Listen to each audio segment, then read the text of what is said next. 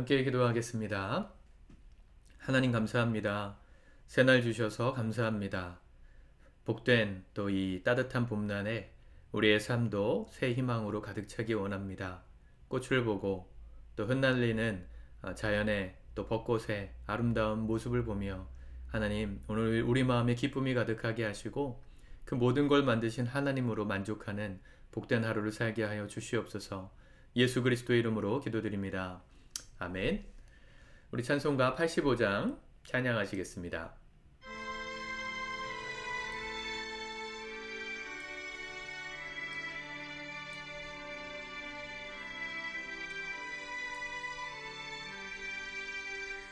구주를 생각만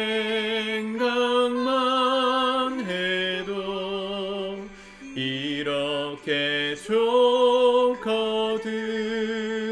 주 얼굴 배울 때야 얼마나 좋으랴. 만민의 구주 예수의 귀하신 이름은 전지에 있는 이름 중 비할 데 없도다. 참 회개하는 자에게 소망이 되시고 구하고 찾는 자에게 기쁨이 되신다. 예수의 넓은 사랑을 어찌 다 말하랴. 주 사랑 받은 사람만 그 사랑 알도다.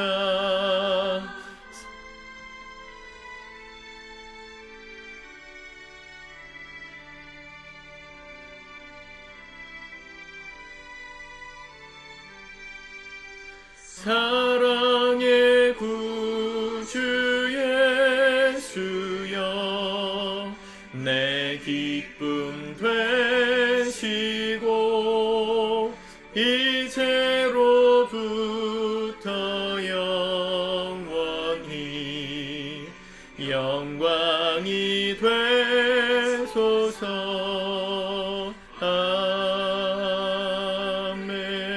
아멘. 아멘. 오늘 하나님 말씀은 시편 132편 말씀입니다. 같이 먼저 읽고 묵상하겠습니다. 132편. 여호와여, 다윗을 위하여 그의 모든 겸손을 기억하소서.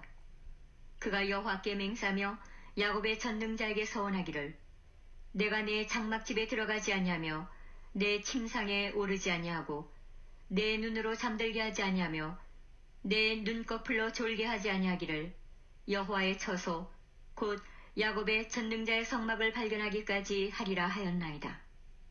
우리가 그것이 에브라다에 있다 함을 들었더니 나무밭에서 찾았도다. 우리가 그의 계신 곳으로 들어가서 그의 발등상 앞에서 엎드려 예배하리로다. 여호와여, 일어나사 주의 권능의 궤와 함께 평안한 곳으로 들어가소서. 주의 제사장들은 의를 옷 입고 주의 성도들은 즐거이 외칠지어다.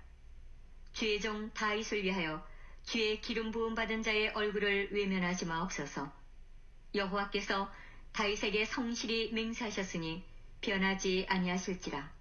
이르시기를 네 몸의 소생을 네 왕위에 둘지라.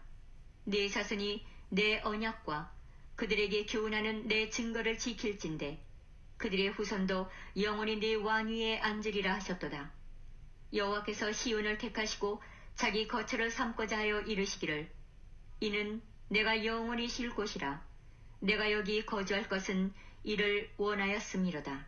내가 이 성에 식료품에 풍족히 복을 주고 떡으로 그 빈민을 만족하게 하리로다.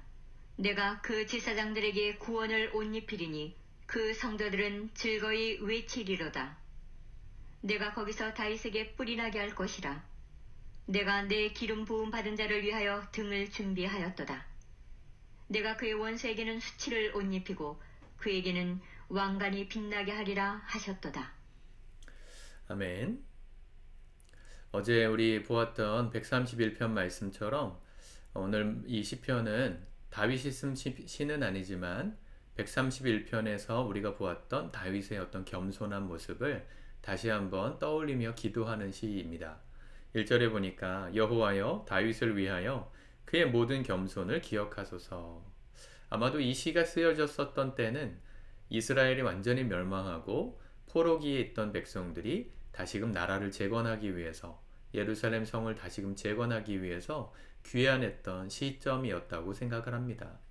그때 대부분의 이스라엘의 역사서, 구약의 역사서들이 쓰여졌어요. 이 후기, 이 저작설이라고 하는데 모세오경이 모세가 쓴 것이 아니라 이 포로기 이후에 이스라엘 백성들 후손들이 썼다 이런 주장을 하는 학자들도 있거든요. 그 근거는 뭐겠습니까? 하나님이 아브라함을 택하시고 또 모세를 통해 출애굽시키셨던 그리고 약속의 땅으로 들이셨던 그 모든 역사를 후대 사람들에게 다시 한번 기록하고 알림으로써 이 나라의 정통성, 하나님이 우리나라를 얼마나 사랑하시고 축복하셨는지를 다시 한번 고취시키고 나라를 재건하는 이 후세대들에게 어떤 동기부여를 주기 위해 썼다. 그렇게 주장하는 것이죠.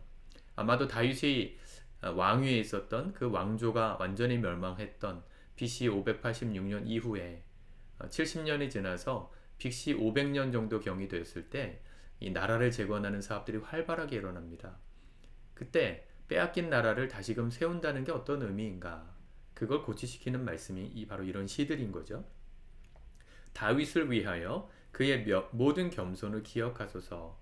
그가 여호와께 맹세하며 야곱의 전능자에게 서원하기를 내가 내 장막 집에 들어가지 아니하며 내 침상에 오르지 아니하고 내 눈으로 잠들게 하지 아니하며 내 눈꺼풀로 졸게 하지 아니하기를 여호와의 처소 곧 야곱의 전능자의 성막을 발견하기까지 하리라 하였나이다.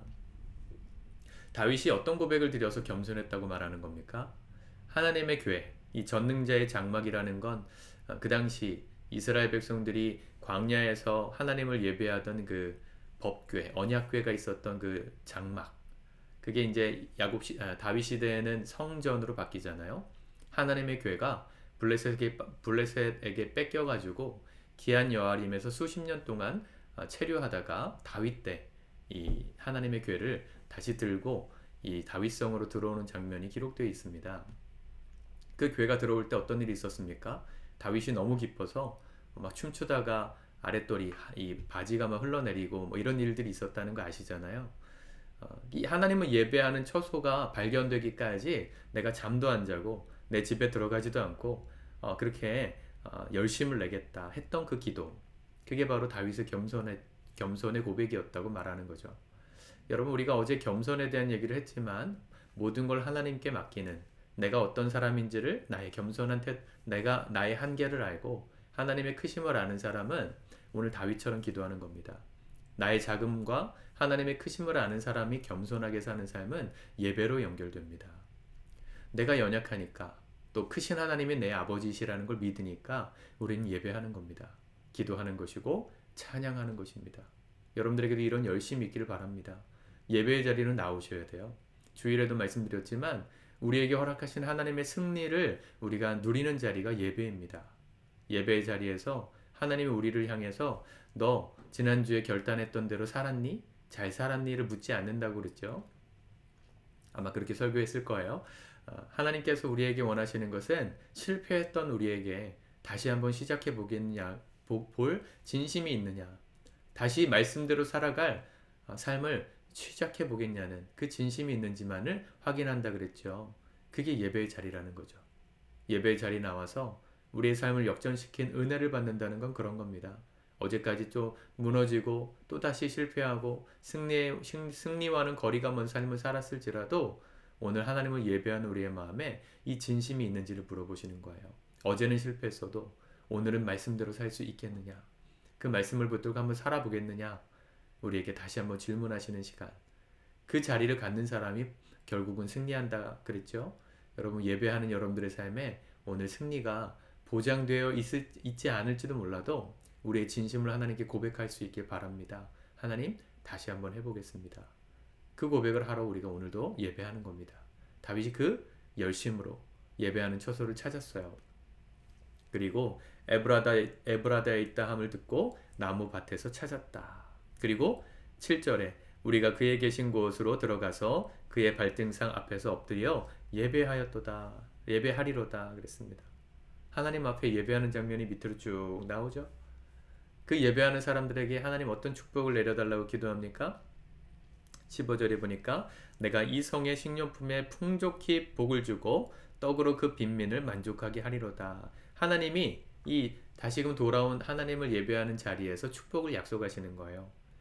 먹을 것이 풍족한 복, 떡으로 배고픈 자들을 만족시켜 주시는 자리. 또 16절 그 제사장들에게 구원을 옷 입히리니 그의 성도들은 즐거이 외치리로다. 네, 하나님의 은혜가 임하는 삶이 예배하는 자리를 통해 우리에게 임한다는 겁니다. 여러분, 오늘도 주님을 바라보며 삽시다. 우리가 하나님의 은혜를 입은 자라면 마땅히 예배해야 합니다. 예배가 의무가 아니라 그건 우리의 필수예요. 비타민을 드시나요? 날마다 비타민을 드시고 계시나요? 비타민 먹고 있다, 먹어야 되겠다 라는 마음이 드시는 분들은 내 체력이 예전 같지 않다 생각하기 때문에 드시는 거 아니겠어요? 실제로 그렇죠. 20대 때, 30대 초반까지만 해도 잠만 잘 자고 일어나면 어제까지 아무리 힘들었어도 별 문제 없습니다. 체력이 조금 좋으신 분들은 30대 후반까지도 가능한 것 같아요. 그런데 40대 중후반으로 넘어가면 더 이상 회복되지 않는 몸을 경험합니다. 뭐라도 보충해 줘야 돼요. 근데 비타민을 먹을 때 오늘 먹고 내일 안 먹고 그 다음날 먹고 이런 식으로 먹으면 효과가 별로 없다고 하죠. 비타민은 우리 안에 들어와서 쌓이는 것도 있지만 물과 함께 배출되는 수용성 비타민이 대부분이기 때문에 먹고 날마다 이게 먹어서 몸 안에 유지되게끔 그 성분이 있게끔 해주는 게 효과를 보는 지름길이라고 하더라고요. 날마다 먹는 게 중요합니다. 그 알약 하나 먹고 안 먹고가 뭐 그렇게 중요하겠습니까? 중요하다고 믿고 날마다 먹으면 몸에 그래도 에너지가 솟는 것을 느낄 수 있잖아요. 예배가 그런 거예요. 오늘 예배하고 생각나면 내일 하고 오늘 안 하고 뭐 건너뛰고 격주로 하고 그게 나에게 뭐 그렇게 큰 의미가 있나? 굉장히 큰 의미가 있습니다. 격주로 하고 격일로 하고 맨날 이렇게 일주일에 한 절반밖에 못 하고 그러면요 예배가 아무 능력이 안 돼요. 안 됩니다. 매일 드셔야 돼요. 매일. 말씀은 매일 먹는 거예요. 밥은 매일 먹잖아요. 맛없어도 먹잖아요. 아플수록 더 먹잖아요. 예, 말씀도 드셔야 돼요. 예배도 날마다 드리실 때 이게 진짜 내 삶에 힘이 되는구나를 느낄 수 있어요. 뭐 해봐야 별거 없던데요, 목사님? 대부분의 경우에는 이게 띄엄띄엄 하시는 분들이 가능성이 높습니다. 여러분 한번 작정해 보세요. 우리가 예전 믿음의 선배님들처럼 예전에는 우리 어머니 세대 때는 어떻게 기도했습니까? 1,000번째 드린다 그래가지고 1000일 동안 날마다 새벽기도 빠지지 않고 10,000원씩 50,000원씩 헌금하면서 1000번의 예배를 드린다. 50,000원씩 드리면 얼마예요? 1000번의 예배면 5천만 원이죠. 10,000원씩 해도 1,000만 원이죠. 3년 넘는 시간 동안 날마다 하나님 앞에 나아가는 걸 믿음으로 고백하셨었어요. 여러분들 그런 믿음이 있기를 축복합니다.